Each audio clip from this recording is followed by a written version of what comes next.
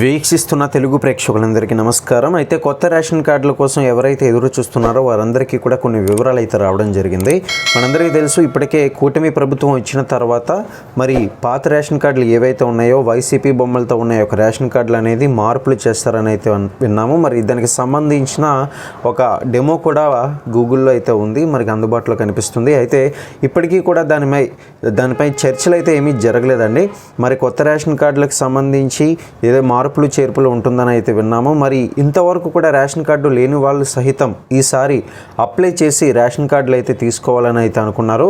మరి జరిగిన మీటింగ్స్లో దానికి సరైన రీతిలో చర్చలు లేకపోవడంతో ఇప్పుడు మన సంక్రాంతికి ఏదో రకంగా రేషన్ కార్డులు అయితే సంపాదించాలని అయితే అనుకున్నారు. మరి కొత్త రేషన్ కార్డులకు మంజూరు ఏదైతే ఉందో ఈ ప్రక్రియ అనేది సంక్రాంతికి పూర్తి అయ్యే పరిస్థితులు అయితే కనిపించడం లేదు.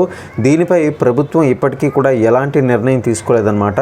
మరి ఈ నెల 2 నుంచి ప్రభుత్వం దరఖాస్తులు స్వీకరిస్తుందని వార్తలు అయితే వచ్చినా ఎలాంటి అధికారిక ఉత్తర్వులు అయితే వెలువడలేదు. ఇందులో భాగంగా ప్రజలంతా కూడా ఏపీ ప్రజలంతా కూడా రేషన్ కార్డుల కోసం అయితే ఎదురు చూస్తున్నారు. మరోవైపు సివిల్ సప్లైస్ శాఖ మాత్రం తమ వైపు ఎలాంటి ఆటంకాలు లేవని చెప్తుంది.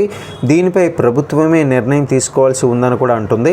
కొత్త రేషన్ కార్డు దరఖాస్తులకు సంబంధించి ఎటువంటి అప్డేట్స్ వచ్చినా మీకు అందజేస్తాం. అదేవిధంగా సచివాలయానికి వెళ్ళి మీరు కొంతవరకు ఇన్ఫర్మేషన్ అయితే తెలుసుకోవడానికి ప్రయత్నం చేయండి. కానీ వాళ్ళ దగ్గరికి వెళ్ళినా కూడా మీకు చెప్పేది ఒకటే, అధికారికంగా ఇంకా ఎటువంటి అప్డేట్స్ అయితే రాలేదండి.